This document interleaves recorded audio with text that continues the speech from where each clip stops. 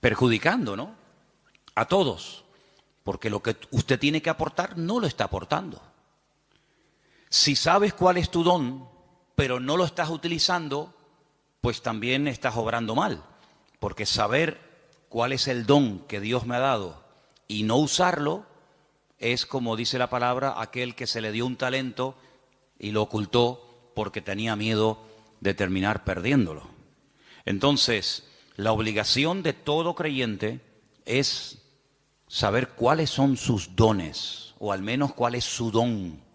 Y una vez que sepas cuál es el don que Dios te ha dado, porque los dones son para utilizarlos para el beneficio y para el crecimiento y el desarrollo del cuerpo de Cristo, pues gloria a Dios, no tienes que romperte la cabeza tratando de imitar a otras personas, tratando de imitar a otras gentes, sino que tú tienes que simplemente desarrollar y poner a servicio el don que el Señor te ha dado. Y ahí tienes 7. No sé si alguno de los que hemos leído tú dices, bueno, pues yo creo que puedo tener el don de misericordia, o el don de servicio, o el don, como dice aquí, de exhortación, o cualquiera que sea. Ahí hay una pequeña lista de 7 dones.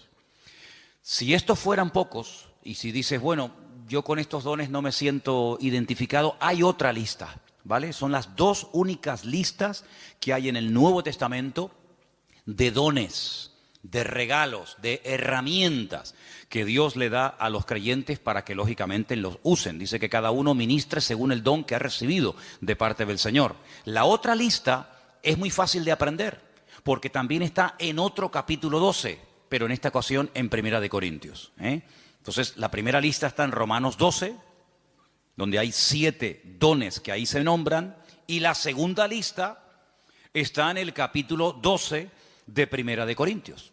Y vamos a leerlos, si les parece. Vamos a leer a partir del versículo 4. Primera de Corintios 12, 4. Ahora bien, hay diversidad de dones, pero dice aquí, el Espíritu es el mismo. Hay diversidad de ministerios, eso es otra cosa. Ahora también hablaremos de eso. Pero el Señor es el mismo. Y hay diversidad de operaciones, pero Dios es el que hace todas las cosas en todos, es el mismo. Vamos a contarlos, porque ahora hay una lista muy interesante. Pero a cada uno es dada la manifestación del Espíritu para provecho. Eso siempre así, para provecho. Porque a este es dada por el Espíritu palabra de sabiduría. Eso es un don. Palabra de sabiduría. A otro, palabra de ciencia o conocimiento, como también se le conoce, según el mismo Espíritu. A otro, fe por el mismo Espíritu. A otro, dones, plural, es el único don, uno de los pocos dones que aparece en plural, dones de sanidades por el mismo Espíritu. A otro, el hacer milagros. A otro, profecía. Este se repite. ¿Se acuerdan? Hemos leído profecía en Romanos 12. Aquí se vuelve a repetir. A otro, discernimiento de espíritus. A otro, diversos géneros de lenguas. Y a otro, interpretación de lenguas. ¿Cuántos hay? Aquí hay 9. Pero bueno, digamos que se repite uno que aparece en Romanos 12, pero son 9. Estos 9 dones los añadimos a los otros que se mencionaron en Romanos capítulo 12 y tenemos una lista bastante interesante de dones en los cuales todos y cada uno de los creyentes pueden ser utilizados en cualquier momento. Ahora, hay creyentes que han sido utilizados de una forma no regular, sino de una forma, digamos, una vez y ya está, en uno de estos dones o de los que hemos leído en Romanos 12. Pero eso es una cosa, y otra cosa es que frecuentemente, asiduamente, como algo ya normal en tu vida, haya uno o varios dones que se manifiestan en tu vida. En el Antiguo Testamento, por supuesto que el Espíritu de Dios también operaba, es decir, el Espíritu Santo no estaba muerto y entró en acción en el Nuevo Testamento, ni mucho menos. En el Antiguo Testamento hubieron personas que hicieron tremendos milagros, tremendos. Hubieron profetas que llegaron a resucitar muertos. Por ejemplo, Elías. Por ejemplo, Eliseo. En el Antiguo Testamento encontramos a un hombre que dice la Biblia que Dios le dio una sabiduría tan grande que no hubo otro en toda la tierra capaz de tener aquella sabiduría que este hombre tuvo. Y estoy refiriéndome, como bien saben ustedes, al rey Salomón. Que había momentos en los que la gente no sabía qué hacer y él daba la palabra exacta y concreta y específica y problema solucionado, porque la palabra de sabiduría no es para destacar por encima de los demás, sino es para a veces solucionar situaciones que a menos que haya una palabra de sabiduría, una palabra específica de parte del Señor, porque no es un consejo, sino es una palabra concreta y específica, esto es lo que hay que hacer. Y ahí viene la palabra, el bálsamo, viene la respuesta, es lo que el Señor haría si estuviera en nuestra situación, ¿vale? Eso es la palabra de sabiduría. Y en el Antiguo Testamento hay personas que fueron utilizadas con palabra de sabiduría, con dones de sanidades, con dones de fe, de milagros, etcétera, etcétera. Por lo tanto, estos dones siempre han existido, siempre han existido. Ahora, en el Nuevo Testamento, a raíz del famoso día de Pentecostés, Hechos capítulo 2, encontramos que hay dos dones que en el Antiguo Testamento no se vieron.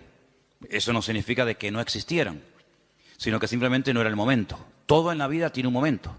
Todo en la vida tiene un momento y un lugar. Y en el Antiguo Testamento no se ve a una persona en una congregación, al aire libre, donde sea, hablando en lenguas. Sí se ven profetizando. Por ejemplo, Saúl dice que se metió un día en una compañía de profetas y profetizó con ellos. Y el Antiguo Testamento está lleno de profetas. Madre mía, pues tienen ahí todos los que quieran. Isaías, Jeremías, todos profetizaron. La mayoría de ellos sobre eventos futuros, la futura restauración, las glorias que le vendrían al pueblo de Israel, persecuciones, restauración, derramamiento del Espíritu en forma masiva, como el caso de Joel, profecías que tienen que ver con la primera venida del Señor Jesucristo, otras que tienen que ver con profecías que tienen que ver con la segunda venida de Cristo. Por lo tanto, el don de profecía está por todas partes en el Antiguo Testamento. Pero repito, el don de hablar en otras lenguas y de interpretar dichas lenguas no aparece ningún ejemplo en el Antiguo Testamento. En el don de discernimiento de espíritus, por supuesto que aparece. Hay varias ocasiones en el Antiguo Testamento donde la gente discernía que ese espíritu, eso que estaba ocurriendo, no era producido por el Señor, sino que detrás de eso estaba nada más y nada menos que el mismísimo Satanás, el mismísimo enemigo de los creyentes y de Dios. Palabra de sabiduría ya la hemos definido, pero la palabra de ciencia es una revelación de algo que ha ocurrido y que trae un conocimiento, trae una revelación. Por ejemplo, ustedes pueden recordar el famoso pasaje donde dice la Escritura que le dice el profeta Eliseo a su siervo, a su criado, a su ayudante Giesi: ¿de dónde vienes? Saben que cuando Naamán fue sanado de la lepra y le quiso dar dones y le quiso dar presentes y regalos y dádivas al profeta Eliseo, Eliseo dijo: no me tienes que dar absolutamente nada. Pero sin embargo Giesi fue detrás de él, ¿se acuerdan? Y le pidió cosas, las escondió. Cuando entra en la presencia de su señor, a la persona que servía, Eliseo le dice: ¿de dónde vienes? Dice: no, yo no he ido a ninguna parte. Dice: yo te vi cuando ibas detrás de él y le pediste esto y esto. Dice: la lepra de Naamán se te pegará a ti y a tu descendencia para siempre. Es una palabra revelada que a menos que Dios la revele es imposible conocerla. Por lo tanto, los dones del Espíritu están en pleno vigor. Yo sé que hay círculos, evangélicos en algunas congregaciones donde dicen abiertamente, y no tienen ningún reparo en decirlo, que cuando, por ejemplo, murieron los 12 apóstoles, incluido Pablo, los dones, las manifestaciones del Espíritu como que se acabaron. Ya tenemos la palabra, pero es curioso porque la palabra completa no se tuvo cuando murieron los 12 discípulos. Algunos dicen: no, cuando se murieron los 12 apóstoles y ya teníamos la Biblia, sí, pero ¿cuándo tuvimos la Biblia? Al día siguiente de morir Pablo, Pedro y Santiago, pasaron siglos desde que pudimos tener toda la Biblia en un tomo. Y no fue hasta la invención de la imprenta, ¿verdad? Ya cerca del siglo XV, fíjate tú, cuando se pudo por fin tener una Biblia en la mano. Entonces, ¿qué pasó desde que murió Pedro, Santiago, Juan, Tomás? ¿Qué pasó? Bueno, pues en ningún momento en la palabra del Señor encontramos que el Señor ha menguado su presencia, sus manifestaciones, su poder, sino que todos los dones están en pleno vigor. El problema es que la gente ha perdido el interés. Hay creyentes que no les interesa este tema. Hay creyentes que nunca le piden al Señor, Señor, yo quiero ser utilizado en algún don. O si tengo alguno, que lo tengo seguro, pues Señor, dime cuál, porque se me va la vida y al final tendré que darte cuentas, porque eso es una cosa que tenemos que tener todos presentes. Tendremos que rendir cuentas delante del Señor de lo que hicimos y de lo que no hicimos, de lo que teníamos que haber hecho y no hicimos. Y si tienes un don y nunca te preocupaste en averiguar cuál era, cuando lleguemos a la presencia del Señor, pues llegarás diciéndole al Señor, Señor, fui un inútil en el sentido de que no me dejé utilizar en el don que tú me diste y al final no hice absolutamente nada con él. Tómense en serio este tema, hermano, ¿saben? Tómense en serio este tema. Esto no es algo opcional. No, yo no tengo ninguno. No, a mí no me interesa. Yo soy muy joven, yo soy muy mayor. Yo no tengo tiempo. Mire, la vida cristiana no la organizamos nosotros a nuestra manera. La vida cristiana está bien establecida en la palabra y la palabra de Dios nos enseña que algún día tendremos que presentarnos delante del Señor y rendir cuentas por todo lo que hemos hecho. Y una de las cosas por las cuales tendremos que rendirle cuentas al Señor es por el don o los dones que el Señor nos dio, ¿qué hicimos con ellos? Espero que todos podamos decir, Señor, yo el don lo utilicé, lo puse al servicio del cuerpo de Cristo, pude bendecir a otros hermanos, etcétera, etcétera.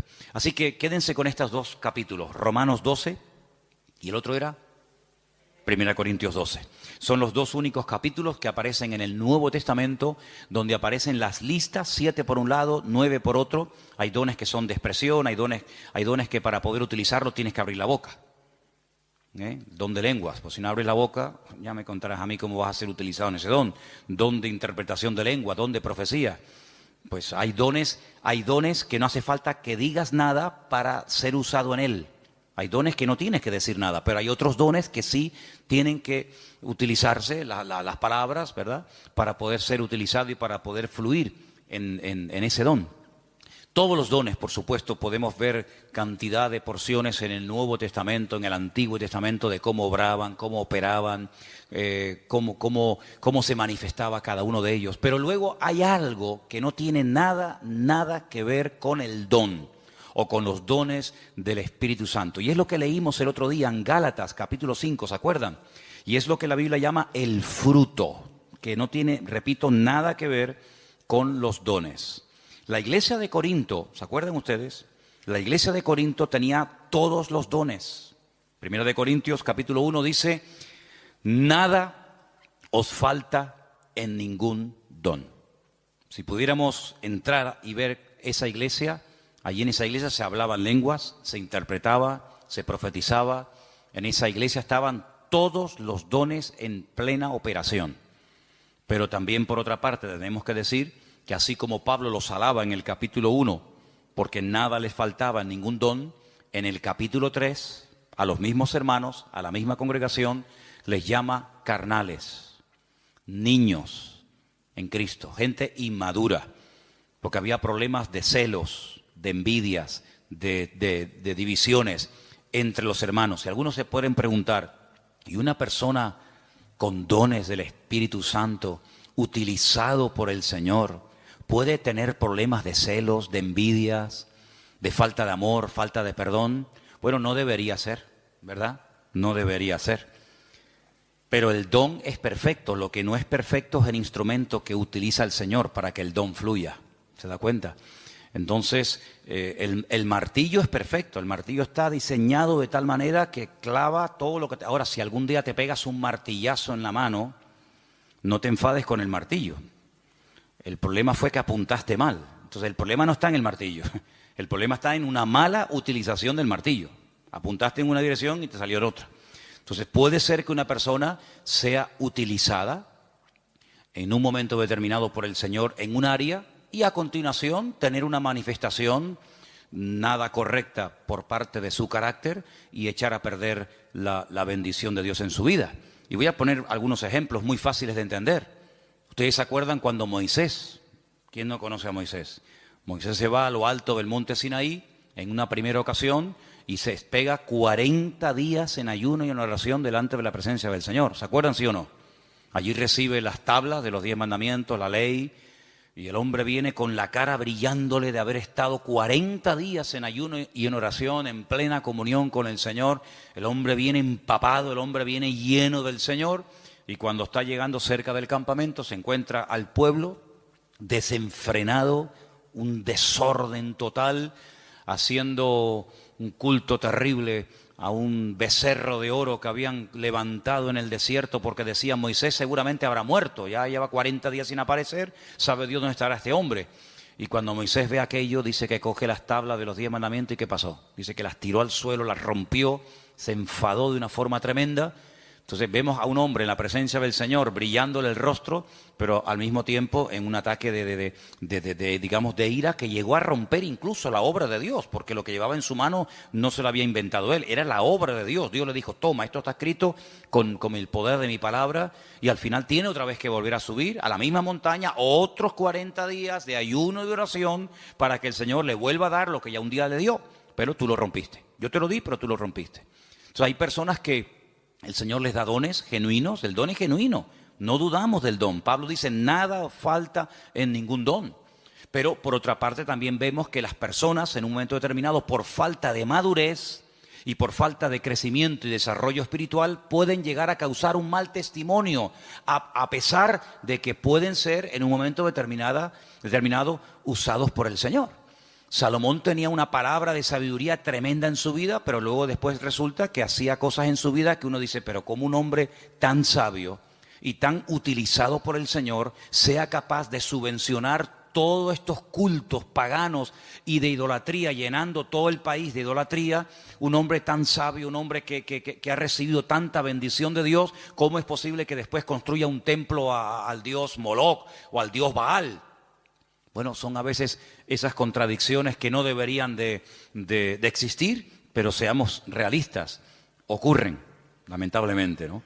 Y lo que ocurre es que hay algo que vamos a leer ahora en Gálatas capítulo 5, que es el fruto, que es lo que le da equilibrio, lo que le da balance al don. Una persona con muchos dones, pero con falta de madurez, es un peligro, es una bomba. Una persona que puede ser utilizada por Dios en un momento determinado, como Pedro, pero al mismo tiempo puede ser utilizado por el mismo diablo. El Señor le dijo a Pedro: Pedro, bienaventurado eres, hijo de Simón, hijo de Jonás, porque esto que acabas de decir es una revelación que mi Padre te ha dado. Tú eres el Hijo del Dios viviente. Y al rato le dice: no vayas a la cruz. Y el Señor le dice: apártate de mí, Satanás. Por un lado, el Señor lo usa, por otro lado también el diablo, ¿no? Entonces en Gálatas capítulo 5, versículos del 16 en adelante, leemos versículos muy conocidos. Digo pues, andad en el Espíritu y no satisfagáis los deseos de la carne. Porque el deseo de la carne es contra el Espíritu y el del Espíritu es contra la carne. Y estos se oponen entre sí para que no hagáis lo que quisierais. Pero si sois guiados por el Espíritu, no estáis bajo la ley. Y ahora ahí tenemos una lista enorme de 17 manifestaciones diferentes de la carne, que las leímos el otro día, que son adulterio, fornicación, inmundicia, lascivia, idolatría, hechicerías, enemistades, pleitos, celos, iras, contiendas, disensiones, herejías, envidias, homicidios, borracheras, orgías y cosas semejantes a estas, acerca de las cuales os amonesto, como ya os lo he dicho antes, que los que practican tales cosas no heredarán el reino de Dios. Pero en contraposición con esto dice: más el fruto del Espíritu es, y ahora hay ahí pues características 9 en total, como el amor, el gozo, la paz, la paciencia, la benignidad, la bondad, la fe, la mansedumbre, la templanza. Contra tales cosas no hay ley. Son principios del mismo carácter de Cristo en la vida de un creyente, que es lo que en cierto sentido le da credibilidad y le da peso a una persona que lleva años en los caminos del Señor. El don es inmediato. Usted no tiene que ir a una escuela a aprender a profetizar. Por ahí ha habido algunas iglesias que le enseñan a la gente a profetizar y incluso algunos dicen: no, repita conmigo estas palabras, y te enseñan a hablar en lenguas. Pero esos son cuentos chinos. ¿Sí? El don no se puede aprender en una academia, entonces ya no es un don, es algo aprendido. El don es algo que Dios te da, o lo tienes o no lo tienes. No es que estoy aprendiendo. ¿Aprendiendo a qué? Hay gente que confunde a veces dones con talentos. Hay gente que sabe tocar la guitarra. Pero usted no se levantó un día y se compró una guitarra en una tienda y dijo, ¡ay, qué bien toco! Nadie se levanta por la mañana tocando bien la guitarra. Lleva años. Mira, yo estuve un tiempo ahora sin tocar la guitarra y perdí los callos. Tienes que tener callo en estos 4 dedos. Empecé a tocar otra vez y me dolía tanto, ya no, pero me dolían tanto los dedos porque dejé de tocar. Que si Isma lleva la alabanza, que si Matías está aquí, yo digo, ya dejo de tocar. Y volví otra vez a cogerla y me dolía una barbaridad hasta que sale el callo. Y si quieres aprender notas, si quieres aprender a cambiar de una a otra, si quieres tener velocidad, etcétera, etcétera. Pero eso no es un don, eso hay que aprenderlo. Para eso tienes que estudiar y practicar y preguntar y ver y esto. Pero los dones no se aprenden, no se estudian. Quiero tener el don de sabiduría. Voy a ir a una escuela para que me den 8 horas intensivas de sabiduría. Entonces, cuando salga, graduado en palabra de sabiduría. No existe eso. Entonces, los dones son una cosa y los talentos son otra cosa. Hay gente que tiene talentos de cantar, de tocar la guitarra, no sé, de tocar el piano o cualquier otra habilidad, pero no tiene nada que ver con dones espirituales. Luego también hay gente que confunde lo que saben hacer o lo que hacen con un ministerio. Dice, yo tengo el ministerio de la danza.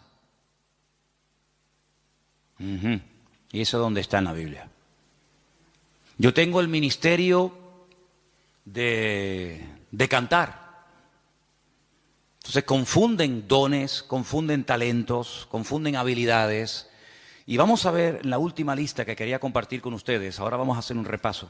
En Efesios capítulo 4, ahí se mencionan los ministerios. Los dones es una cosa, los talentos es otra cosa, el fruto es otra cosa y los ministerios es otra cosa completamente diferente. Y aquí vamos a leer una porción un poquito más extensa para que ustedes sepan para qué son los ministerios.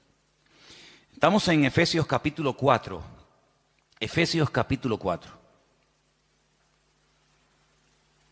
Y voy a leer a partir del versículo 11. Efesios 4, versículo 11. ¿Lo tienen, hermanos? Y él mismo constituyó a unos apóstoles, a otros profetas, a otros evangelistas, a otros pastores y maestros. ¿Cuántos hay? ¿Cuántos ministerios? Cuéntelos. Los mismos dedos que tiene en su mano. 5. Apóstoles, dice aquí versículo 11. Segundo, profetas, evangelistas, pastores y maestros. ¿Lo podemos decir los 5 ya? A ver. Apóstoles, profetas, evangelistas, pastores y maestros. Esos son los 5 ministerios. Esos son los 5 ministerios. ¿Dónde está el ministerio de tocar la guitarra? ¿Dónde está el ministerio de danzar? No hay ese ministerio, ¿verdad? Usted se puede encargar, puede haber un área, puede haber un departamento, pero los ministerios están bien claramente definidos. Ahora vamos a un poquito hablar de ellos, pero vamos a leer un poquito más adelante, porque ahora explica el apóstol Pablo para qué Dios a unos los ha nombrado pastores, a otros evangelistas, a otros maestros. Dice, para perfeccionar a los santos para la obra del ministerio. ¿Quiénes son los santos? ¿Quiénes son los santos? ¿Usted es un santo? La palabra santos son los apartados, los que han dejado la vida contraria a la voluntad de Dios, se han apartado. Santo significa una persona que se aparta. Nada más que eso, no es una cosa, no es un señor. Usted cuando salga del culto no intente mirarle la coronita. Saben que a veces en los cuadros aparece así como una cosa redonda. Había una serie hace años que se llamaba El Santo. Algunos de ustedes ni habían nacido. Era de Robert Moore. ¿Se acuerdan? El Santo. Los santos no llevan coronita en la cabeza, ¿vale? Cuando ustedes entran aquí adentro, la gente de la calle dice, oye, ¿ustedes no tienen santos? Dice, sí, aquí estamos así, está lleno de santos. Pasa que no los colgamos en las paredes, están sentados en la silla, ¿vale? Los santos son hombres y mujeres de carne y hueso, normal y corriente, con sus defectos, con sus virtudes, que se han apartado, entre comillas, ¿de qué? De lo que no agrada a Dios. no por presión. No estamos aquí porque nos están presionando. Cuando usted te quiera levantar, te levanta y te va, no hay problema. Estamos aquí por convicción, porque hemos entendido que el Señor es el camino, la verdad y la vida. Hemos llegado a una serie de convicciones, en algunos casos en un tiempo, en otros le lleva más tiempo, pero los santos son las personas que se apartan de todo aquello que no agrada a Dios. Entonces dice que el Señor ha levantado, ha perfeccionado a estos 5 ministerios para ayudar a los santos, para perfeccionarlos, para la obra del ministerio, para la edificación del cuerpo de Cristo, ¿vale? Hasta que todos lleguemos a la unidad de la fe. Esa es la meta, ese es el objetivo, que todos lleguemos a la unidad de la fe y del conocimiento del Hijo de Dios, a un varón perfecto, a la medida de la estatura de la plenitud de Cristo. ¿Cuál es la meta? Que la gente nos ministra, que nos predican, que nos exhortan, que nos enseñan, que nos pastorean. ¿Para qué? Para que lleguemos al nivel, a la medida del Señor Jesucristo. Nos falta mucho todavía, ¿eh? ¿Sí o no? Nos falta mucho. Pero bueno, esa es la meta. Y sigo leyendo, versículo 14. Para que ya no seamos niños fluctuantes, llevados por doquiera de todo viento de doctrina, por estratagema de hombres, que para engañar emplean con astucia las artimañas del error, sino que siguiendo la verdad en amor, crezcamos en todo en aquel que es la cabeza, esto es Cristo, de quien todo el cuerpo, toda la iglesia, bien concertado y unido entre sí por todas las coyunturas que se ayudan mutuamente, según la actividad propia de cada miembro, recibe su crecimiento para ir edificándose en amor. Tal vez el mejor ejemplo para entender lo que debería ser una iglesia es el cuerpo humano. Y ahí todos me van a entender. Porque usted a lo mejor nació en un país, otros nacieron en otro país, unos tienen una edad, otros tienen otra, unos son hombres, otros son mujeres, pero todos tenemos un cuerpo, ¿vale? Y por eso es el mejor ejemplo para entender lo que debería ser una iglesia. En un cuerpo hay centenares de órganos, de células, de huesos, de arterias, de venas, de músculos, pero todos tienen una función, no hay nada que sobra. Nada, ni un solo miembro sobra. Hay huesos que son muy largos, huesos que son prácticamente imperceptibles, están aquí dentro del oído, ni se ven, pero si no lo tuviéramos estaríamos sordos, perdidos, no escucharíamos nada. Tenemos unas manos que son una joya. Cuando ustedes ven esos robots, saben que al hombre siempre le ha gustado el tema de los robots, sobre todo a los japoneses, ¿no? Cuando ustedes ven el último robot que los japoneses han diseñado y corren la cortina y hay un humo y música y focos para ver el último robot que han hecho, tú lo miras y dices, ¡qué birria! ¡Qué birria! ¿Te gustaría caminar como un robot? ¿Te gustaría moverte como un robot? Y eso es lo máximo a lo que ha llegado el hombre, lo máximo. Increíble. Una mano. La mano del ser humano es tan perfecta que no hay un robot, no hay una máquina en el mundo que le llegue, vamos, ni al 1% de las habilidades que tiene solamente la mano. El ojo, no hay una cámara en el mundo que sea tan perfecta como el ojo del ser humano. Una bomba de agua que tarde o temprano termina rompiéndose. Aquí tenemos una bomba aquí dentro del pecho que está 70, 80, 90, 100 años en algunos casos, pum, pum, pum, pum, pum, pum, pum. Millones de litros de sangre bombeando por la mañana, por la tarde, por la noche, de pie, sentados, acostados, en avión, en la cama, de jóvenes, de niños, hasta en el vientre de nuestra madre. Es una cosa increíble. Los filtros que tenemos en el cuerpo, los que tenemos coche, de vez en cuando tenemos que cambiar el filtro de aceite, ¿sí o no? El filtro del aire, hace poco le cambié al coche mío el filtro del aire y yo digo, pero señor, si yo le suelo cambiar muy a menudo los filtros, estaba negro. ¿Cuándo fue la última vez que te cambiaron los filtros? Tenemos los riñones. Ay, amigo, eso es una maravilla, los filtros que tenemos. La polución que tragamos todos los días y no decimos, mira, cámbiame los riñones, ponme 2 nuevos, el hígado, ponme uno nuevo de vez en cuando. Es algo increíble, una perfección alucinante, hermano, increíble. Bueno, pues eso es lo que el apóstol Pablo dice, mira, así como nuestro cuerpo, todos los miembros se ayudan el uno al otro Dice, si todo el cuerpo fuera ojo, ¿cómo caminaríamos? ¿Cómo cogeríamos las cosas? ¿Te imaginas un ojo así? ¿Un ojo gigante? ¿Cómo hacemos? No podríamos oír a nadie, pero si fuéramos solamente una oreja, ¿te imaginas una oreja así? O que fuéramos solamente lengua. Una lengua ahí de 1,80. Sería terrible. Pero Dios ha puesto todo en el cuerpo humano con una perfección increíble, increíble, hermano. El apóstol Pablo dice, así deberían ser los creyentes en las iglesias. Ay, si el corazón no quiere trabajar, nos morimos, un infarto. Si el cuerpo dice, bueno, no voy a caminar más, inválidos. Y en una iglesia, hermanos, cuando alguien se pega años sentado en una silla y no aporta nada, no es lo mismo que si tuviéramos un brazo que no se quiere mover, ahí caído, paralítico. ¿Saben que hubo una época en la historia? Hubo una época, parece mentira, el hombre a veces ha inventado cosas tan extrañas. Ha habido momentos en la historia en la que ha habido hombres que han querido vivir de una forma santa, sin pecar, sin contaminarse en el mundo. Y hay casos de personas que se pegaron 20 años en lo alto de una columna, ahí arriba, porque no quería tener contacto con el mundo. Gente que se amarraban los brazos y los brazos terminaban perdiendo la movilidad. ¿Qué te parece? Pero ¿cuántas veces en las iglesias encontramos que hay gente que son personas que no aportan? Son grandes orejas, son orejas enormes. Imagínense venir un día a la iglesia y encontrarte una oreja así, ahí en una silla, en la otra, orejas así, sí. ¿Y estos quiénes son? Los oidores. Estos son los que oyen. Sería terrible, ¿no? Sería terrible. Pero así como en el cuerpo, cuando un miembro no quiere funcionar, el cuerpo se enferma. Así de claro, y hay que operarlo, hay que meterlo en el quirófano.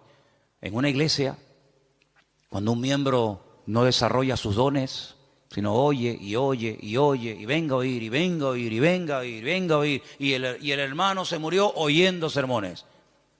Ahí enterramos al hermano, a la hermana Doña Oreja, la Doña Oreja. Pues pasa exactamente igual.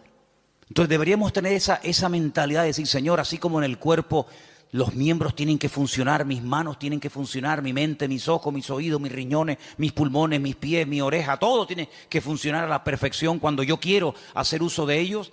Pues la Biblia dice que la iglesia es como un cuerpo, pero cuidado, hay un detalle muy importante. Dice que la iglesia es un cuerpo, pero la cabeza del cuerpo es Cristo. ¿Cuántos dicen amén? ¿Y por qué dice la cabeza? Porque de la cabeza, amigos, salen todas las órdenes. Usted puede tener unas piernas de oro, puede tener un corazón maravilloso, pero si la cabeza no funciona, amigo, Cristo es la cabeza de la iglesia. Él es el que da las órdenes, Él es el que dice, quiero utilizar esta mano, quiero utilizar esta boca, quiero utilizar a este hermano, quiero utilizar a este joven, quiero utilizar a esta familia. Y el miembro no se puede negar, porque el que recibe las órdenes es el miembro, pero el que las da es la cabeza. ¿Y cuántas veces nosotros con nuestra actitud le decimos al Señor, no, yo no? Es como si yo le diga a mis manos, coge la Biblia y lee, y la mano dice, no quiero trabajar. ¿Y cómo cojo la Biblia? Claro, algunos me dirán, pero hay gente que pinta unos cuadros preciosos con la boca. Sí, pero eso no es lo normal. La excepción no confirma la regla. He visto gente, hace poco vi en un canal esto de internet, vi a un chico que toca la guitarra con los pies, que ya me gustaría a mí con las manos tocar la guitarra como la toca con los pies. Algo increíble, pero no es lo normal. La guitarra no está diseñada, la forma de una guitarra está diseñada para que se toque con las manos, con las dos, con la derecha y con la izquierda. Puede ser que una persona toque la guitarra con los pies, sí, pero no es lo normal. Entonces, cuando en una congregación hay personas que tienen dones, que tienen talentos, que han escuchado durante años y años y años palabra, pero no aportan, es como cuando un miembro del cuerpo humano dice no quiero trabajar. Entonces, todo el resto del cuerpo se perjudica porque las manos no quieren trabajar. ¿Cuántas veces vemos a personas por la calle que van en silla de ruedas? ¿Por qué? Porque sus piernas no funcionan. Sí, todo lo demás le funciona, pero las piernas no caminan. Entonces, en una congregación nos tenemos que mentalizar que todos tenemos que aportar algo. Todos tenemos algo que aportar. Y cuando tú te niegas por tu carácter, por tu timidez, por tus complejos, por lo que sea, te niegas a aportar, te niegas a involucrarte, te niegas a colaborar, estás perjudicándonos a todos. Es como si yo esta tarde dijera, no voy a predicar. Y me subo aquí a la plataforma y ustedes dicen, ¿y qué le pasa hoy a Manolo? ¿No? Que dice que no va a predicar. ¿Y entonces? Armandito dice que no quiere tocar la guitarra. El padre que está allí en el ordenador dice que hoy no va a grabar. Perdón, la batería. Veo que de oído estáis muy bien, ¿qué te parece, amigo? Entonces, si hiciéramos un día un experimento, dijéramos, bueno, Armando, padre, lo vamos a poner en la batería. Y al hijo lo vamos a poner en la guitarra. Y a Ima la vamos a poner que toque el bajo. Y al otro lo vamos a poner que... No funciona, no funciona. Porque tenemos que ser un equipo. Y para que todo funcione, cada uno tiene que estar en su sitio. ¿Quién es el que nos pone en el sitio? Bueno, por supuesto el Señor. Siempre las respuestas nuestras a veces son muy espirituales. El Señor es mi pastor, nada me faltará. Ya, pero tu pastor terrenal, ¿quién es? ¿Tu iglesia cuál es? No, yo pertenezco a la iglesia universal del Señor. Ya, me parece muy bien, hermana, pero su iglesia en la tierra, ¿cuál es? ¿Verdad? ¿Quién le pone en el sitio? No, el Señor me pone, el Señor me pone. Ya, el Señor le pone, pero ¿a través de quién le pone? Cuando las ovejas se levantan por la mañana y tienen hambre, ¿cuál de todas las ovejas decide a dónde se tiene que ir el rebaño a buscar pasto? ¿Cuál? ¿La más vieja? ¿La más joven? ¿La más lista? ¿La más guapa? ¿La más gordita? Ninguna. Porque esa no es una responsabilidad del rebaño. Esa es una responsabilidad del pastor. Y el pastor sabrá si tiene que ir al norte, al sur, abajo, arriba. Para eso están los pastores. Entonces, cuando hemos leído esta tarde en este último pasaje de los ministerios, los apóstoles, los pastores, los evangelistas, tenemos que saber cuáles son las funciones de estos ministerios para que podamos dejarnos ayudar y para que el Señor nos vaya mostrando cuál puede ser nuestro sitio y una vez que lo descubramos, poder servir al Señor de una forma eficaz y no estar dando palos de ciego y que se nos va la vida y al final muchos planes, muchas ideas, muchos proyectos, pero al final no concretamos nada. Y bueno, los apóstoles son las personas que tienen el ministerio más amplio. Algunos dicen, bueno, por hoy en día no hay apóstoles. Bueno, de acuerdo, aunque bueno, les digo una cosa, dicho sea de paso, aquí tal vez en Canarias, aunque hay alguno también, pero si usted sale por ahí un poco, hay más apóstoles hoy en día que en toda la época de los primeros cristianos. Hoy en día todo el mundo es apóstol. Uno va a la península hoy por hoy y ya te dan la tarjeta de apóstol tal, apóstol cual, apóstol no sé qué. Hoy en día apóstol hay por todos lados. Pero quitando el título, el apóstol es la persona que hace de todo un poco. El apóstol es un ministerio completo, es como el dedo pulgar, que es el único que es capaz de tocar a los demás, ¿no? Es un poco pastor, es un poco evangelista, es un poco maestro, es un poco pionero, es un poco de todo, ¿verdad? Es el que abre, el que pastorea, el que funda la obra. El ministerio apostólico es el más amplio de todos. ¿Sé bueno qué es? ¿Pastor? No, pues también es evangelista. O es maestro. Sí, pero también es no sé qué. Es un ministerio muy amplio. Lógicamente el ministerio de pastor está más claro que el agua, es la persona que está en una congregación, la que atiende a la iglesia, la que no solamente atiende a la iglesia, sino que cuida a la iglesia de lobos, porque en los tiempos de la Biblia el pastor dedicaba más tiempo a cuidar el rebaño de que fuera atacado por lobos que realmente a atender en sí al rebaño, porque una vez que el rebaño lo llevas al pasto ya no tienes que hacer nada más. Pero el pastor sí tiene que hacer algo más. El pastor está vigilando por si le viene el lobo por la derecha, por la izquierda, por detrás o por delante. Ya llevó al rebaño a lugares de delicados pastos. Ya la oveja no tiene que pensar en nada más, pero el pastor tiene que estar oteando el horizonte por si acaso viene algún peligro. Esa es una de las funciones tal vez más importantes hoy en día. Y dice la palabra de Dios que en los últimos tiempos una de las cosas que van a escasear son buenos pastores. Parece mentira. Los evangelistas son las personas que tienen un ministerio que sale fuera de la congregación. Son personas que Dios los ha capacitado con una gracia para ganar almas, para llevar almas a los pies de Cristo, para integrarlas en el cuerpo de Cristo y que crezcan y maduren y el día de mañana pues sigan sirviendo al Señor. Los profetas, no es tanto el profeta del Antiguo Testamento que era el que hablaba en nombre del Señor, sino los profetas hoy en día son personas que exhortan, que amonestan, que sacuden, que motivan a la iglesia. Entonces, estos ministerios, dice la Biblia, que Dios los ha puesto en nuestro camino, en nuestra vida, ¿para qué? Para perfeccionarnos. Y hermano, cuando usted, por ejemplo, no se tiene un problema con el corazón, usted no va al dentista, usted va al cardiólogo. Hermana, cuando usted quiere revisarse, usted tiene que ir a un ginecólogo, usted no tiene que ir a un neurólogo o a cualquier otro. Sí, los especialistas en la medicina son los que se encargan específicamente de las distintas áreas de nuestro cuerpo, ¿verdad? Y a veces hay médicos que dicen, mire, perdone, esto se escapa de mis manos, usted tiene que ir a fulanito de tal, y ellos mismos te remiten al especialista. En la iglesia, en el cuerpo de Cristo pasa exactamente lo mismo. El Señor va a poner en tu camino, espero que los reconozcas y que los valores, el Señor va a poner en tu camino a personas que en un momento determinado te van a sacudir. Pero claro, tú no vas a estar toda la vida que te estén sacudiendo, pero habrá otros momentos en tu vida en los que el Señor te va a guiar por un camino o te va a guiar por otro. Lo importante es que las ovejas se dejen pastorear. Lo importante es que la gente quiera aprender. Cada vez que hemos tenido la oportunidad de trabajar con algún grupo, nos pasó con los hermanos del Puerto de la Cruz, cuando estábamos comenzando a trabajar con los hermanos que en su día vinieron aquí a pedir ayuda, yo lo primero que les pregunté fue, ¿ustedes van en serio? Porque yo no quiero perder el tiempo. Si ustedes van en serio y quieren aprender y queremos trabajar juntos, aquí nos tienen. Si no, búsquense a otro, porque para perder el tiempo, no. Con los hermanos de Israel, exactamente igual. Hermanos, ¿ustedes quieren ir en serio? ¿Ustedes quieren ser atendidos? ¿Quieren ser enseñados? ¿Quieren ser pastoreados? Entonces, lo importante es que siempre tengamos la actitud de querer aprender. Y hermano, en la vida no hay un momento en el que en la obra del Señor, en nuestro mundo, en nuestro campo, digamos, cristiano evangélico, ustedes saben que nosotros somos muy particulares. Nosotros tenemos la tendencia siempre de ver siempre los defectos antes de las virtudes. Y usted sabe, hermano, no sé si aquí es igual, pero vengo de un país que todo se cuestiona, todo se critica, todo se analiza con lupa y puedes hacer 20 cosas buenas. Pero en el momento en el que hagas una pequeña equivocación, en el momento en el que hagas algo que no estaba tan bien, automáticamente todo el mundo se te tira encima. Y en la iglesia virtual no somos perfectos, ya lo sabemos, ¿no? Ya hemos llegado a esa conclusión hace tiempo, estamos aprendiendo.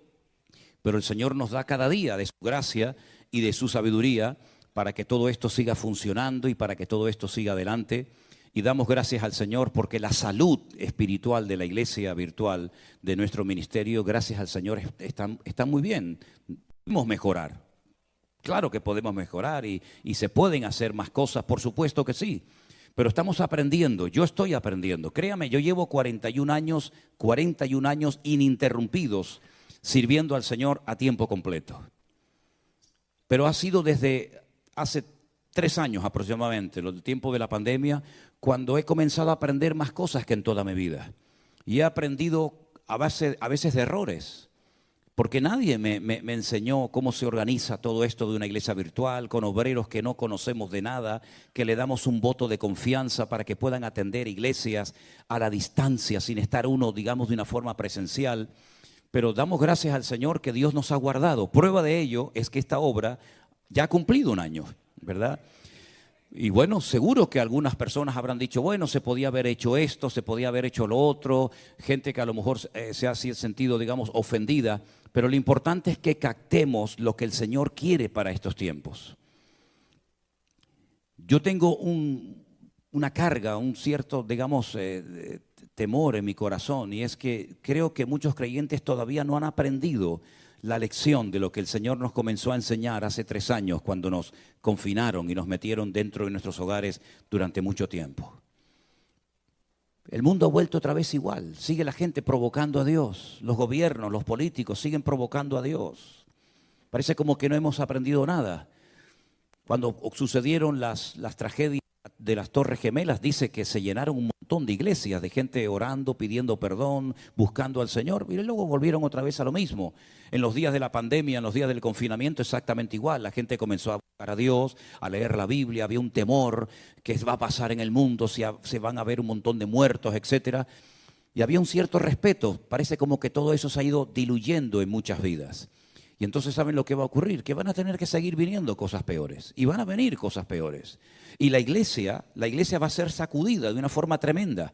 Bueno, me imagino que todos ustedes son conscientes de lo que están sufriendo, por ejemplo, en este momento, nuestros hermanos en Haití, donde sabemos que hay hermanos que han tenido que salir corriendo, dejando atrás todo, su casa, sus muebles, sus recuerdos, Las pandillas le han dado en algunos casos 48, en otros casos 72 horas a los miembros de iglesias, a personas de una ciudad, de un barrio, y si no se marchaban, los mataban. Y está pasando muy cerca de aquí, de donde estamos nosotros. Y tarde o temprano la iglesia, si no aprende a humillarse y a buscar al Señor y a dejarnos de perder el tiempo en tonterías, la iglesia va a volver otra vez a ser sacudida, ¿verdad? Y por eso tenemos que aprovechar el tiempo, hermanos. Algunos de ustedes ya tienen en su corazón hace años el deseo de servir al Señor. Pues hermano, no siga dilatando ese deseo y ese anhelo en su corazón. Pídale al Señor que le abra puertas, porque la vida pasa volando, ¿saben? La vida, cuando uno se da cuenta, miras para atrás y dice, Dios mío, se me han ido 40, 50, 60, 70 años de mi vida. Y toda mi vida ha sido trabajar y trabajar y trabajar y comprar y pagar deudas. ¿Y para ti qué he hecho, Señor? Y yo sé que no es fácil que las personas se animen y se levanten para servir al Señor, pero yo animo a todos y a cada uno de ustedes a que no pierdan el tiempo. Yo sé que hay que trabajar, yo sé que hay deudas que pagar, yo sé que hay hijos, yo sé que hay familias, hay universidades, hay muchas cosas, pero lo más importante de todo es que el Señor sea lo primero en nuestra vida. Y si no tenemos tiempo para otras cosas, no pasa nada. Pero qué triste cuando me encuentro a creyentes que me dicen, pastor, es que yo no tengo tiempo para estudiar y leer la Biblia. Usted sabe lo que me está diciendo, hermano. No tiene tiempo para leer la Biblia, no tiene tiempo para orar, no tiene tiempo ni siquiera un día a la semana para venir a un lugar a alabar al Señor junto con otros hermanos. Esa es la tragedia de muchos cristianos hoy en día. Y son honestos cuando dicen, es que no tengo tiempo. Claro, porque se han enredado con tantas cosas que no saben cómo salir de esos esquemas. Pero yo creo que el Señor nos está enseñando y nos ha hablado muy claramente a nosotros de que no podemos perder el tiempo y de que tenemos que poner la mano en el arado y no mirar atrás, porque la vida es corta y se pasa volando. Así que lo que tengamos que hacer, hagámoslo pronto. ¿Cuántos dicen amén? Cierren sus ojos un momentito, vamos a orar a nuestro Dios. Entiendo que hoy es una reunión única y exclusivamente para los miembros de nuestra iglesia aquí en San Francisco y otros hermanos que han venido, como nuestro hermano Pablo, nuestro hermano Ali, nuestro hermano Gregorio y otros que han venido, ¿verdad?, de otras partes. Pero queremos que en esta tarde el Señor hable a nuestras vidas y nos ministre y podamos salir de aquí diciendo, hoy el Señor me habló. Hoy el Señor tocó mi corazón. Hoy tocó el Señor mi vida. Señor, te doy muchas gracias en esta noche por este año que nuestra obra ha cumplido aquí en este lugar, Señor. Gracias porque tú has sido fiel, supliendo todas nuestras necesidades, cuidando de nuestras vidas, dándonos gracia y fortaleza y sabiduría para que tu obra no se detenga por nada ni por nadie. Pedimos, Señor, que en este momento aquí reunidos en torno a tu palabra, tú nos hables, Señor, y podamos salir en esta noche diciendo, hoy mi Señor habló a mi corazón para poder seguir adelante, corriendo con paciencia la carrera, peleando la buena batalla y manteniendo la fe. Ayúdanos, Señor, a servirte, a honrarte y a no quitar nunca nuestra mirada y nuestra confianza de ti. Gracias, Señor. Te lo pedimos todo en el nombre bendito de Jesús. Amén y amén. El libro más antiguo de la Biblia, de los 66 que tenemos, el más antiguo es el libro de Job. Gracias, hermano. Sabemos que nuestras Biblias no están en un orden cronológico. Incluso sabemos que internamente hay libros, por ejemplo, lo pueden notar si ustedes leen el libro de Primera de Samuel, que ni siquiera hay libros que están ordenados interiormente. A la Biblia le pasa exactamente lo mismo. La Biblia empieza por el libro del Génesis, hablándonos de personajes como por ejemplo Abraham, Moisés, Jacob, Isaac. Pero sin embargo el libro del Génesis, por lo que relata sí, pero no es el libro más antiguo de la Biblia. El libro más antiguo de la Biblia y el personaje más antiguo de la Escritura es el libro del Job. Es un libro muy interesante. Es un libro donde vamos a ver en esta noche, con ayuda del Señor, cosas que no tenemos que olvidar nunca en nuestra vida. En el capítulo 1 voy a estar leyendo algunos versículos y después vamos a estar compartiendo grandes y profundas enseñanzas de este extraordinario libro. El capítulo 1 comienza diciéndonos lo siguiente: hubo en la tierra de Uz un varón llamado Job. Este era un hombre perfecto. Si le choca la palabra perfecto, ponga la palabra completo, que es la palabra que realmente debería haberse traducido. Un hombre que era completo, era recto delante de Dios, temeroso de Dios, apartado del mal. Le habían nacido 7 hijos y 3 hijas, en total 10. Su hacienda, su patrimonio, consistía en 7,000 ovejas, 3,000 camellos, 500 yuntas de bueyes, 500 asnas y muchísimos criados. Y era aquel varón más grande que todos los orientales. Iban sus hijos y hacían banquetes en sus casas, cada uno en su día, y enviaban a llamar a sus 3 hermanas para que comiesen y bebiesen con ellos. Y acontecía que habiendo pasado el turno los días del convite, Job enviaba y los santificaba. Y se levantaba de mañana y ofrecía holocaustos conforme al número de todos ellos, porque Job decía: quizás habrán pecado mis hijos y habrán blasfemado contra Dios en sus corazones. De esta manera hacía todos los días. Un día, versículo 6, vinieron a presentarse delante del Señor los hijos de Dios. Aclaramos que en este capítulo, como en otros, el término hijos de Dios no se refiere a personas que recibieron en sus corazones a Cristo o al Señor en sus vidas, como por ejemplo sería hoy en día. En aquel tiempo a los ángeles se les llamaba hijos de Dios. Benei Elohim es el término que dice en el texto original. Vinieron a presentarse los hijos de Dios o los ángeles, entre los cuales vino también Satanás. Y le dijo el Señor a Satanás: ¿de dónde vienes? Y él le respondió: de rodear la tierra y de andar por ella. El Señor le dijo a Satanás: ¿no has considerado a mi siervo Job, que no hay otro como él en la tierra, varón perfecto y recto, temeroso de Dios y apartado del mal? Respondiendo Satanás al Señor le dijo: ¿acaso teme Job a Dios de balde? Escuchen bien lo que le dice Satanás a Dios. ¿No le has cercado alrededor a él y a su casa y a todo lo que tiene?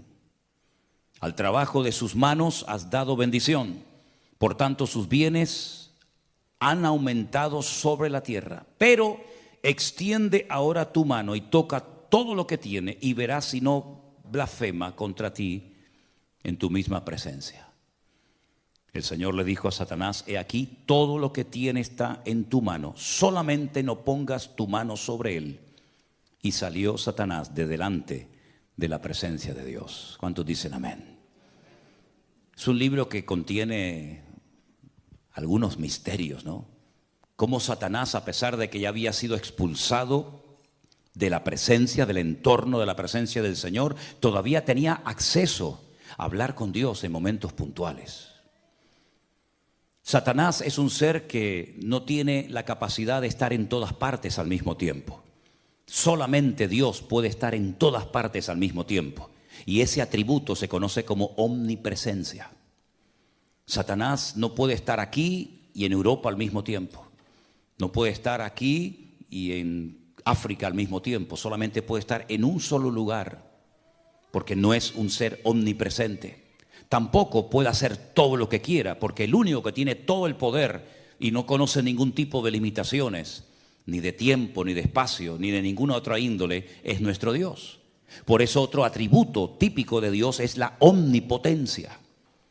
Y tampoco Satanás sabe todas las cosas. Él tiene que ir obteniendo información a través de pinceladas que Dios da, y por eso el único que lo sabe todo es Dios, y por eso es también omnisciente. Ahora, en este momento de la historia, en la que todavía no había nacido Abraham, ni los grandes personajes del Antiguo Testamento que todos los conocemos, ¿de dónde sacó este hombre esta integridad, esta santidad, esta vida de orden? No lo sabemos. Lo que sí sabemos es que Dios presumía de Job. Lo que sí sabemos es que Job fue un referente en su tiempo, en su generación. No pasaba ante los ojos de Dios desapercibida la vida de Job. No era uno más, sino que Dios incluso le dijo a Satanás: y tú que rodeas la tierra constantemente, ¿no te has percatado, no te has dado cuenta de que hay un hombre en la tierra de Uz que es diferente a todos los seres humanos? Es un hombre recto, es un hombre que me teme, que me respeta, es un hombre que me honra, un hombre que me bendice, es un hombre cabal, un hombre en una santidad extraordinaria. ¿No te has dado cuenta de él? Y Satanás dijo: sí, yo me he dado cuenta de él. Porque hay personas que le molestan a Satanás. Porque hay personas que Satanás sabe perfectamente que son diferentes a otros. Siempre a lo largo de la historia ha habido maldad, ha habido corrupción, pero siempre también ha habido personas que han destacado espiritualmente hablando por encima de otras. Tenemos el caso de Job, tenemos el caso también de José en Egipto, tenemos el caso de Daniel en Babilonia, tenemos el ejemplo de Abraham y tenemos tantos y tantos personajes que no se dejaron llevar por la corriente del mundo. Incluso fíjense ustedes, por ejemplo, cuando el Señor dice que observa hacia la tierra y ve que toda la tierra ha entrado en una descomposición moral y espiritual sin precedentes, pero en medio de ese ambiente corrupto, dice que destacaba un hombre, y fue al que llama y al que usa, y fue Noé, el constructor del arca. En esta ocasión, Job era un hombre diferente, y no solamente él, sino toda la familia de Job eran personas diferentes. Sus 10 hijos, los 7 varones y las 3 hembras, había armonía entre ellos, no eran hermanos peleados, no estaban enfrentados, no discutían, no peleaban, sino que había una alegría constante y permanente. Un día uno invitaba al otro, el otro invitaba a este hermano y había constantemente alegría. Y todo esto Satanás lo sabía, pero cuando el Señor le dice a Satanás: te has fijado en Job, ¿verdad? Cómo es diferente, cómo es un hombre próspero, un hombre bendecido. Satanás le dice: claro, pero ¿cómo no lo va a hacer si tú lo tienes cercado? Tú le has puesto una protección sobrenatural que a mí me impide tocarlo, que a mí me impide afectar su estabilidad física, moral o espiritual. Pero quítale esa protección para que veas cómo él es como los demás. Incluso se va a atrever a blasfemar tu propio nombre. El Señor estaba tan seguro de Job que le dio el permiso a Satanás, para que él se convenciera a sí mismo que por mucha protección que tuviera Job y que prescindiera de ella, Job iba a mantener su integridad. Job se acostó rico y se levantó pobre. Job se levantó un día sin ningún hijo, pero el día anterior los tenía todos. Job se acostó sano y al día siguiente se levantó enfermo. Todo le cambió en pocas horas, en pocos días a este hombre. Perdió a sus 10 hijos, perdió su matrimonio, perdió su salud, perdió miles de camellos, miles de bueyes, miles de ovejas, miles de asnas. Todos los criados los perdió, sus propiedades desaparecieron, pero nunca blasfemó contra Dios. Ahora, si nos damos cuenta en el libro de Job, hay cosas que a mí personalmente me llaman mucho la atención. Porque la pregunta que salta cuando leemos las páginas de Job es: ¿por qué Dios permitió que sufriera tanto este hombre? Los sufrimientos de Job fueron tan espantosos que dice que él tenía 3 amigos que vivían en 3 regiones diferentes, que vinieron a visitarlo cuando se enteraron de sus desgracias, y cuando lo vieron dice que no lo reconocieron. Estaba tan cambiado, tan envejecido, tan destruido, que dice que se sentaron con él durante una semana y no fueron capaces de decirle ni una sola palabra. Nunca habían visto a un hombre con tanto dolor, con tanto sufrimiento, tan destruido como este hombre. Al poco tiempo, cuando empiezan a abrir sus bocas, más que para consolarlo, vinieron para condenarlo, porque hay gente que siempre van a venir para condenarte y echarte un jarro de agua fría encima, porque relacionan el sufrimiento con el pecado. Y es verdad que a veces por pecar sufrimos cosas que podíamos habernos evitado. Por supuesto que sí.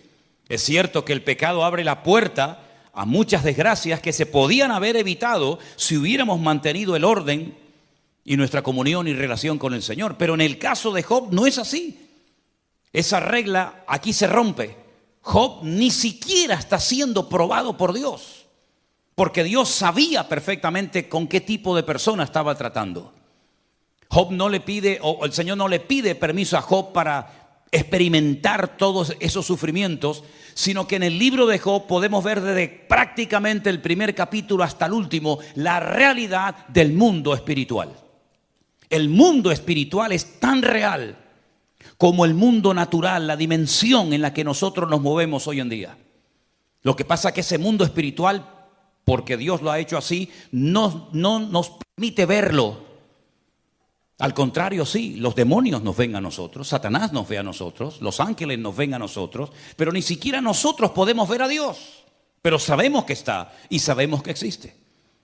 La realidad del mundo espiritual en el libro de Job es tremenda, porque todo esto no fue producto de la mala suerte, dirían algunos. Ni siquiera porque Job había pecado, blasfemado el nombre de Dios, sino porque Dios le permite a Satanás zarandear y sacudir la vida de Job por un tiempo. Me han preguntado muchas veces, ¿crees que Job sabía lo que estaba pasando en el mundo espiritual entre Dios y Satanás? Bueno, la Biblia no nos da ninguna información. Las conversaciones entre Dios y el diablo, Job no las sabía. Nosotros las sabemos porque tenemos el libro, pero Job estaba haciendo historia y él no sabía lo que estaba pasando, pero dice que en ningún momento blasfema ni peca contra Dios. Es verdad que maldijo el día en el que nació, eso sí lo hizo, pero en ningún momento, jamás se enfadó con Dios. Es más, cuando su propia esposa le dice, ¿todavía vas a mantener tu integridad? ¿No te has dado cuenta de que ya Dios no está contigo? ¿No te has dado cuenta de que ya Dios te ha abandonado? ¿No te has dado cuenta de que no merece la pena honrar y servir a ese Dios que te ha causado tanto dolor y tanta tragedia? Maldice a Dios y muérete ya de una vez. Le desea a su propia esposa la muerte y lo tienta, lo incita a que se rebele contra su Dios. Y entonces es cuando él le dice, como cualquier mujer insensata, has hablado. ¿Recibiremos solamente el bien de parte de Dios y el mal no lo recibiremos? Él no se queja en ningún momento contra el Señor, porque él dice en el capítulo 1, verso 21, desnudo salí del vientre de mi madre y desnudo volveré. Dios dio y Dios quitó. Sea el nombre de Dios bendito. ¿De dónde sacaba fuerzas este hombre? ¿Cómo fue capaz de aguantar tantas penurias y sufrimientos este hombre? ¿Era una especie de superhombre, una especie de Superman? ¿Un hombre que lo pierde todo? ¿Un hombre que se queda sin nada? Sabiendo que no ha cometido ningún delito, ningún pecado contra Dios, sino que están pasando cosas que él no entiende, pero sabe que Dios no lo ha abandonado. Porque en el libro de Job se pierde todo menos la presencia y la fidelidad de nuestro Dios. Porque en la vida podremos perder muchas cosas. Podremos enterrar hijos, esposas, maridos. Podremos perder el trabajo, podremos perder la salud, podremos perder tantas cosas, pero nunca perderemos la presencia del Señor.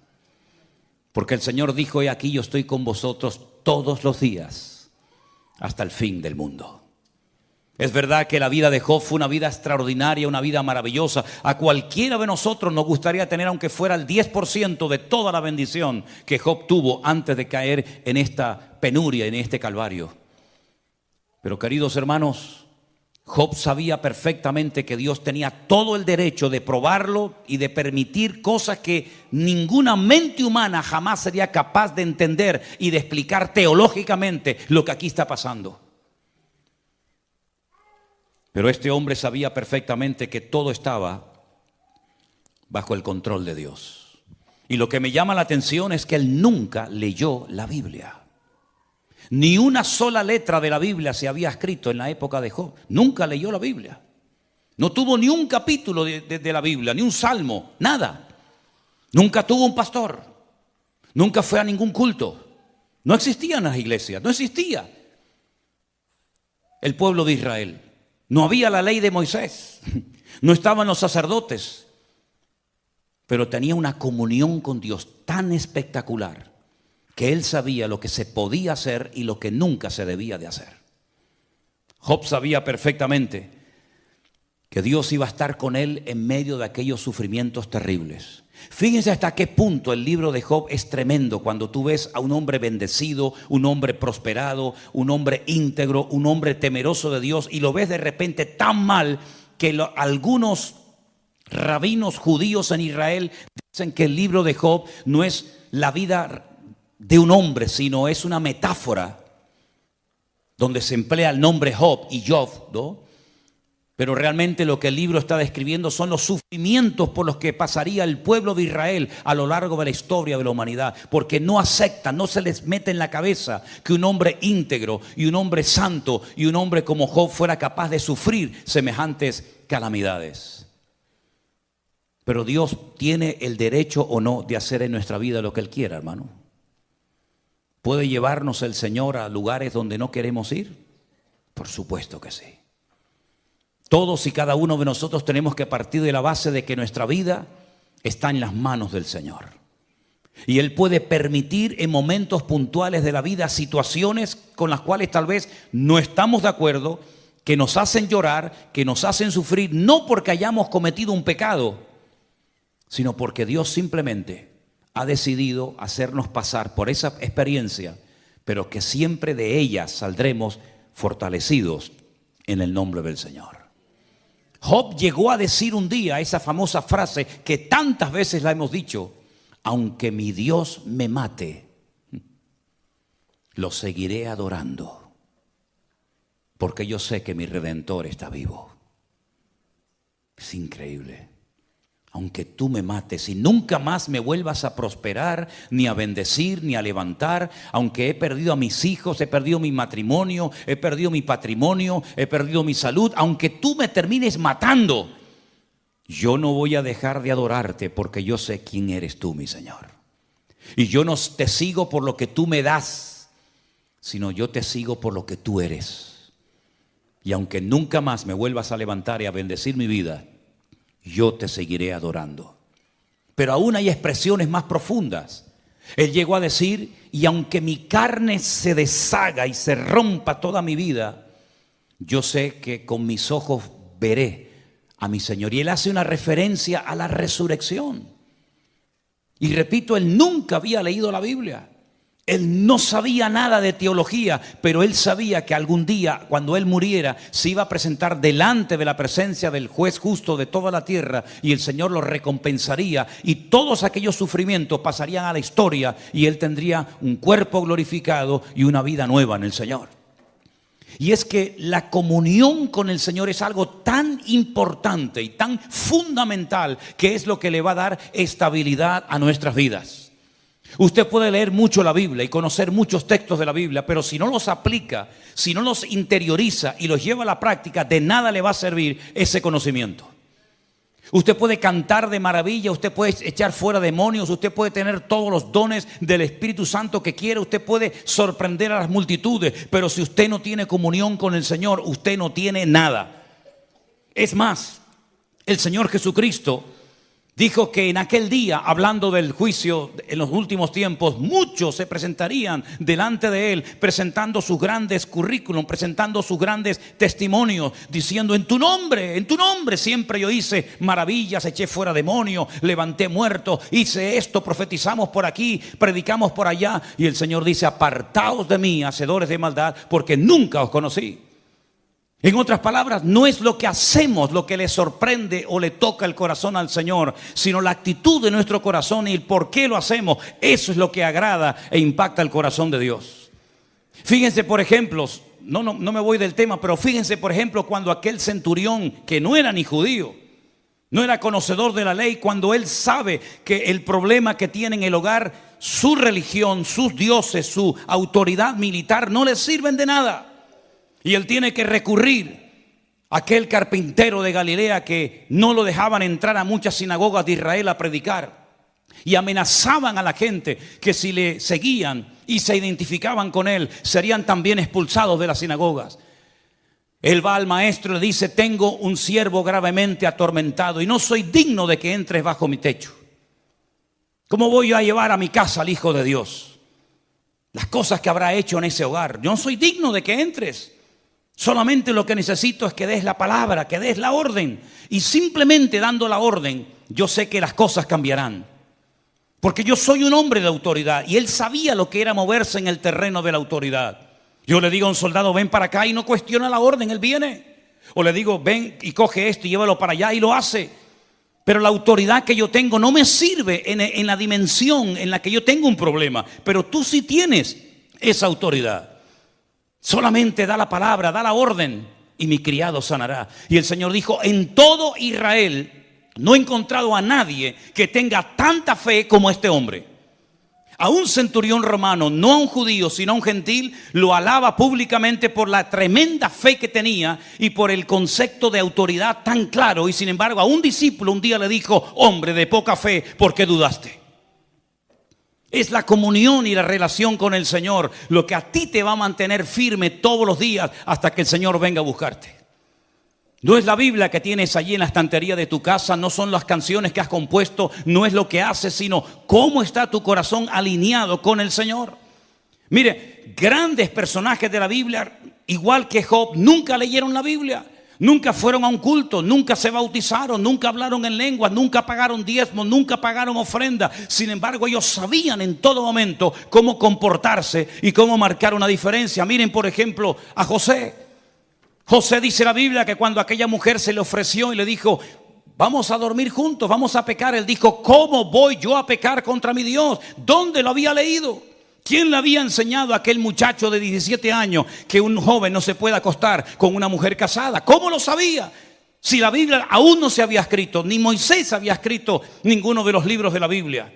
Pero es la comunión con el Señor la que trae claridad a tu mente y a tu espíritu. Y tú conoces el corazón de Dios y sabes lo que al Señor le agrada y lo que el Señor abomina. Exactamente igual Job. Job tenía tanta comunión, tanta relación con el Señor, que él dice que todos los días de su vida presentaba sacrificios y oraba por sus hijos. Dice: no sea que en alguno de estos banquetes tal vez hayan bebido más de la cuenta y hayan blasfemado contra mi Dios. Y dice que él santificaba a sus hijos cada día. En otras palabras, no era un tipo raro que se iba a una montaña ahí 40 días y nadie sabía dónde estaba metido, sino que era una persona cercana a su familia, cuidaba de la vida de sus hijos. Aquí hay una lección tremenda para los padres hoy en día. Si en algún momento de la historia ha sido necesario que los padres cuiden de la vida espiritual de sus hijos, es ahora más que nunca. Yo ya a mis hijas ya las he criado y ya, bueno, pues ya saben lo que está bien y lo que está mal. Pero ¿cuántos de estos niños pequeños están oyendo y viendo cosas en las escuelas que son auténticas barbaridades, auténticos disparates? Y las escuelas no se crearon para enseñar principios morales a nuestros hijos, sino para enseñar química, biología, matemática o lo que quieran. Pero es el hogar donde nuestros hijos tienen que aprender los principios que van a marcarles para toda la vida, para que sean rectos y para que sean buenas personas, para que sean personas temerosas de Dios. Cuide de su familia, porque dice que el que no cuida de su familia es peor que un incrédulo y ha negado la fe. Job era un hombre que no cayó en esa trampa. Job dice que oraba y bendecía y se santificaba a sus hijos todos los días, por si acaso alguno de mis hijos dijo algo que no tenía que haber dicho o hizo algo que no tenía que haber hecho. El libro de Job es un libro realmente apasionante porque nos damos cuenta que Dios sabe dónde estamos y cómo estamos. De hecho, no fue Satanás el que le dijo a Dios: ¿y cómo has bendecido tanto a este hombre? Sino fue al revés. Fue el Señor el que le dijo a Satanás: ¿no has visto? ¿No has considerado? ¿No has observado a mi siervo Job? Y es entonces cuando leímos la palabra: claro, ¿cómo no te va a bendecir? Si lo has bendecido de una manera extraordinaria, si lo has cercado, hay una protección alrededor de él extraordinaria. Y resulta que Job, de la noche a la mañana, se convierte en un punto de referencia para que todas las personas sepan que en la tierra hay un hombre diferente a todos los demás. Hoy en día esa confrontación entre Dios y Satanás con ninguno de nosotros se va a dar, porque nosotros ya no tenemos que ser el punto de referencia de nadie, como Job lo fue en su generación. Hoy en día las miradas no tienen que estar puestas en nosotros, sino que hoy en día ya el Señor dijo: este es mi Hijo amado, en el cual tengo toda complacencia. Por lo tanto, usted ya no tiene que demostrarle nada a nadie, mucho menos al diablo, porque el Señor sabe si usted está bien o está mal, si está dentro o fuera, en orden, en pecado, en obediencia o no. Ahora es a Cristo al que hay que mirar.